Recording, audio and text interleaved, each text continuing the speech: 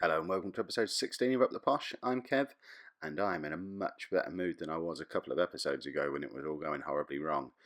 As you can see from the league table over here, we are up to third place in the championship, only 6 points off of an automatic promotion place. And who is in that place above us? Well, it's only the team that we're going to be playing in today's livecom episode, Nottingham Forest. So a win today puts us just 3 points off of an automatic promotion place, which when you consider where we were, I don't know, where's that, 15 games ago, when we were languishing down in 19th place, it is a ridiculous turnaround in form. And if we can keep this run going, the playoffs are starting to look more and more like our minimum expectation for the season. We've still got, including today, another 17 games left. We could go up automatically. It's very unlikely, but it's still possible that we could even win the championship this season. We won't. Let's not get carried away. But automatic promotion, if we win today, is on. If it's not, we are starting to look a bit more secure in the playoffs. Although, as you can see, there's still only 5 points separating us in third and Huddersfield down in 8th place. So there's still a long way to go. We're not running away with our promotion opportunities at the moment, but certainly from where we were to get to this point is looking pretty cool. Before we get into any of that though, I will look at the games first. We'll have a look at the closing of the transfer window in a minute. That's what I promised we'd do this episode. But I just want to have a look at this run of games. There's only been 4 games since you were last with me. That was the 3-0 defeat against Fulham in the FA Cup. Less said about that, the better. But luckily, it didn't have an adverse effect on our team because we have won every game since in the league. And I've just picked up the Championship Manager of the Month award, which is the first time I've won that award. Obviously, because we were rubbish up until fairly recently. So, the week after the Fulham game, we went away to Blackburn. It was another one of those games where we dominated possession, created a lot, but didn't really ever look like scoring, apart from the one goal that went in. James Keane scoring again. I mentioned in the last video that he was starting to look a little bit more useful. Picked up the only goal in that game. And then Blackburn got a player sent off with 7 or 8 minutes to go. We had someone join him 10 minutes later, but I think we had to defend with 10 men for like 15 seconds. So it wasn't much of a big deal. But that was a really important result, I think. I know it was only a 1-0, but coming off the back of getting thumped by Fulham, it was important to get back to winning ways. And this was something we didn't do at Fulham, but this was the return of our slightly more defensive formation that we are using every game away from home now, where we move the advanced playmaker and just drop him all the way back to sit just in front of the back 4. It means our fullbacks can still force their way forward, but we then have that extra body in there just to sort of hover around in front of the back 4, cleaning up after any messes these 2 guys leave behind, and it just frees everyone further forward up to just go and do what they do, and it seems to be working really well. Next game, we were at home to QPR. QPR, at this point, were actually above us in the league. I think they were 3rd, and we were 4th at the time of this match, and we thumped them. It was, the scoreline looks better than the game itself, really. The game was fairly even. We had roughly even possession. It created roughly the same amount of chances, but we were 2-0 up. Then it came back to 2-1. We went up to 3-1. Never looked remotely close to losing this match. If we just flick over to our team, again, we've had to rotate the striker because our strikers don't ever seem to stay fit long enough to play 2 consecutive games. But Cassia came in, scored 2 goals.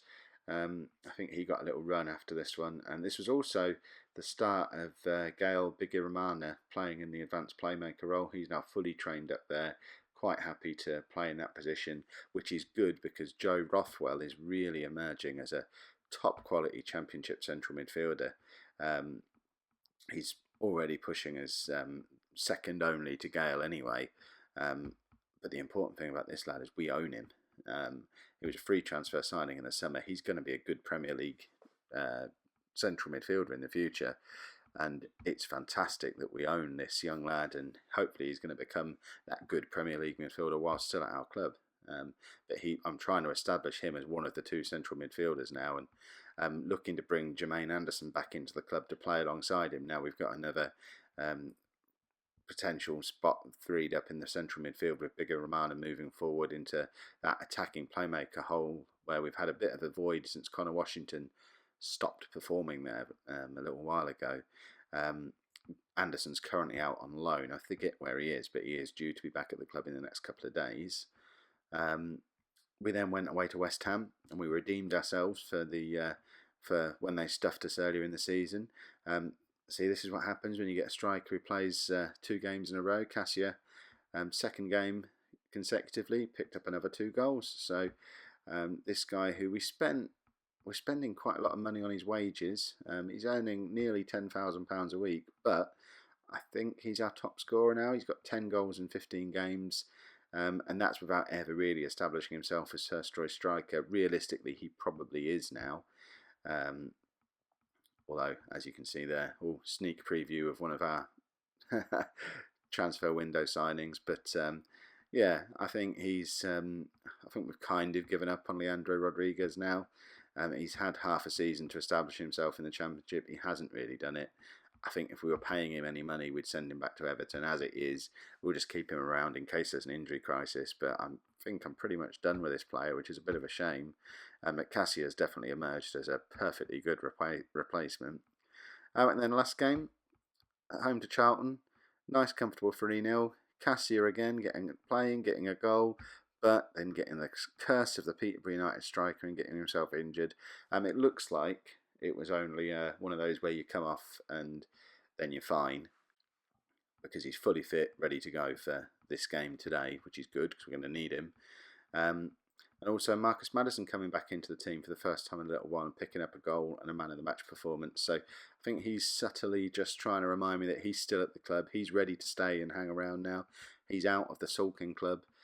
So hopefully this will be a chance for him to start to push his way back into a regular starting spot again. I mean, bearing in mind he spent most of the season sulking, he's still got 7 goals in 19 games in the Championship from midfield. It's a cracking average rating. He's not quite up there with his League One form, but he's been in and out of the side and not in the right frame of mind all season. So if we can get him firing on all cylinders again, it looks like he's capable of being a very good Championship winger. Which brings us to today against Forest. And before we look at that, though, I just want to quickly recap the transfer window. We weren't that busy. We've managed to keep hold of all of our players, with the exception of Nathan Doyle, our £500,000 signing from the start of the first season. Never really did the job that I was hoping he was going to do, and certainly getting rid of him was very much a case of clearing up some wage budget, making some squad space for Jermaine Anderson to come back in, because the midfield had got so crowded with all the players we brought in over the summer that there was just no room for a young player like Anderson to get any game time. So moving Doyle aside, I know we've made a big loss on the transfer fee, but he's getting on a bit. He was earning too much money, and yeah, I'm not really that bothered seeing him go out on a free. But there was no other out, so there's a couple of players who've gone out on loan. In fact, just the one, and that wasn't even in the transfer window. So there you go. We've got Anderson coming back to the club. How do we see? Is he back now? No, he's still at Doncaster, so he's going to be back next week. So this is our last game without Jermaine Anderson, and then he's back in the squad to replace Doyle. And like I say, I've got him penciled in for that spot alongside the lad whose name I forget. What's our midfielder's name called? I've just been raving about him. Alongside, this is humiliating. A spot alongside Rothwell. There you go. So that's got Jermaine Anderson's name all over it. That spot just there. So then the only other business we did on deadline day was bringing Isaiah Brown back on loan. He's recovered from his injury now. He seems to have massively improved while he's been injured, which is bizarre. But I really like the look of this lad when he was here before. 2 goals in 4 games, capable of playing up front or on either of the wings. He's big, he's quick. I mean, look, this guy's 6'3", but he's got acceleration 16, pace 15, He can head, he can jump, he's strong, and he can finish. I'd love to have this guy here permanently, but just to have him around the squad for the second half of the season, in my mind, he's basically replacing the player Rodriguez should have been. So pretty much my hierarchy of strikers now is Cassia, Brown, Keane. Washington's more of a attacking midfielder, and Rodriguez is really just at the club to make up the numbers now. But that was it. A very, very calm and stress-free transfer deadline day because we've managed to keep hold of all of our players. We did have a bid come in for Zakwani and one in for Derby, but the bid for Zakwani was laughable, and Derby was quite happy to stay at the club, didn't want to go. So I didn't feel the need to accept any offers for him. Right, we are going to play this game against Forest now. So let's... I need to make sure I've got the right formation on. So we're at home, so we're going to go back to the traditional one from last season. I thought the game was ready to start, but apparently it needed to do some faffing about. So let's go to our team selection. Right, we've already got the right formation set. So this is the other system that we use when we're away from home. So pretty much the same thing, just dropping the attacking midfielder back to a defensive midfielder and just tweaking the roles that the central midfielders are playing just to try and make sure that Rothwell pushes forward into that gap and we don't just end up with a big gap in this part of the pitch. I'll try and make sure I do a live com on a game where we're using this system before the season ends, just so you can see that one in action as well. But today we are going to be doing the traditional 4-2-3-1 that we were doing all last season. And I think this team is pretty much already picked how I want them to be. Yep. Do I want Jack Payne there? Ideally, I'd want Jermaine Anderson. He needs to hurry back to the club. George Saunders isn't quite fit again yet. Marcus Maddison, are you playing or do I... Aaron's isn't quite as fit as you are, so I'll keep Maddison in the side. Bigger Rahman has been playing well there. Cassia has been playing really well, so the other choice is, do we go with Carriol or Taylor? And again, Taylor's not quite fit, so I think we will stick with that team. I'm just going to clear the subs and let my assistant pick them just to make sure I've not forgotten anyone exists. You can see we're actually playing quite a consistent team for the first time in a little while because match fitness is starting to drop off. So that's a signal for me that really once this run of games against the top teams ends, I need to start rotating the squad a little bit again.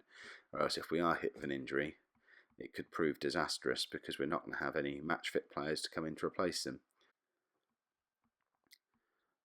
One other piece of transfer business, of course, just seeing Brett Sombalonga on there. We got £750,000 in for him playing his 50th game for Nottingham Forest as well, so that was quite handy.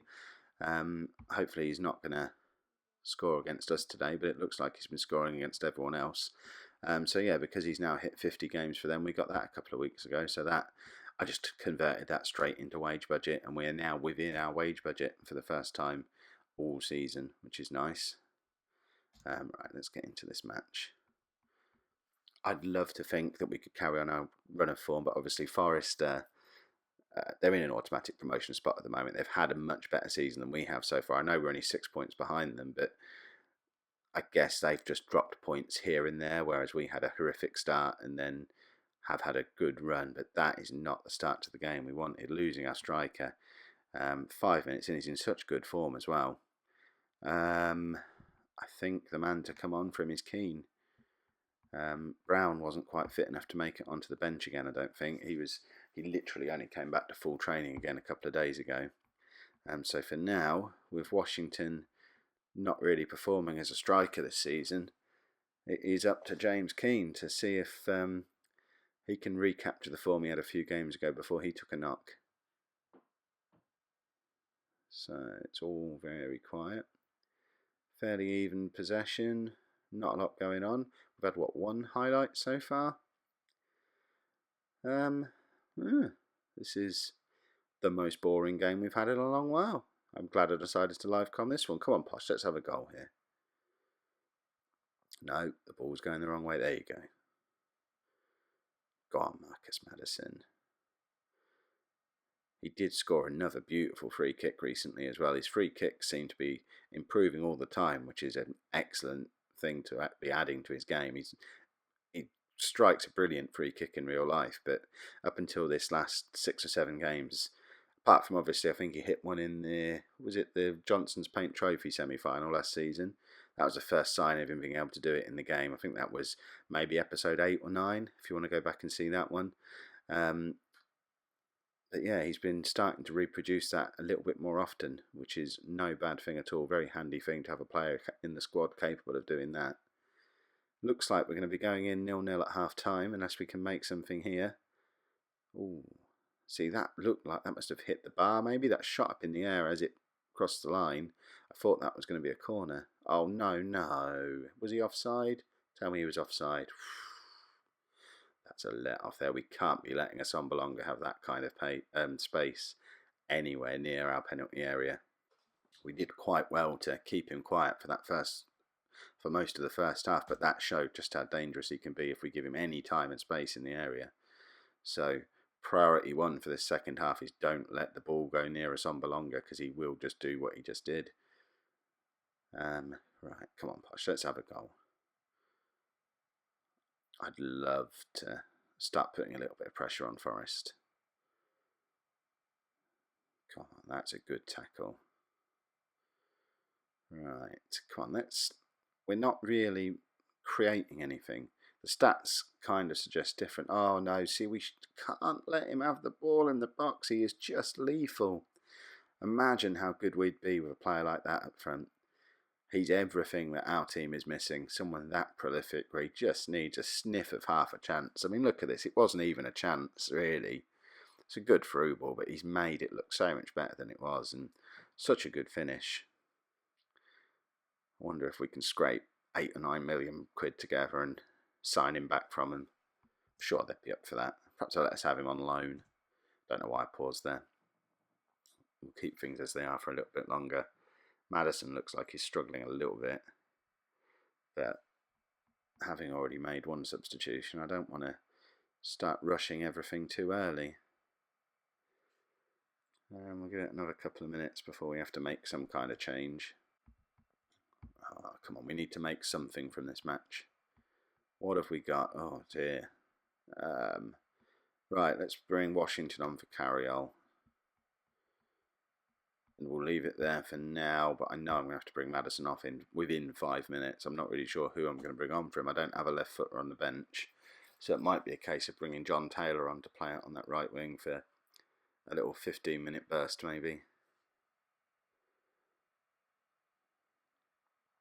Don't want to make that change too soon though, because we certainly can't afford to pick up one of those knocks and go down to 10 men. Go on, Connor Washington. Oh, why can't you be Britta Sombalonga? Right, let's have Taylor on for Maddison now. Where are you?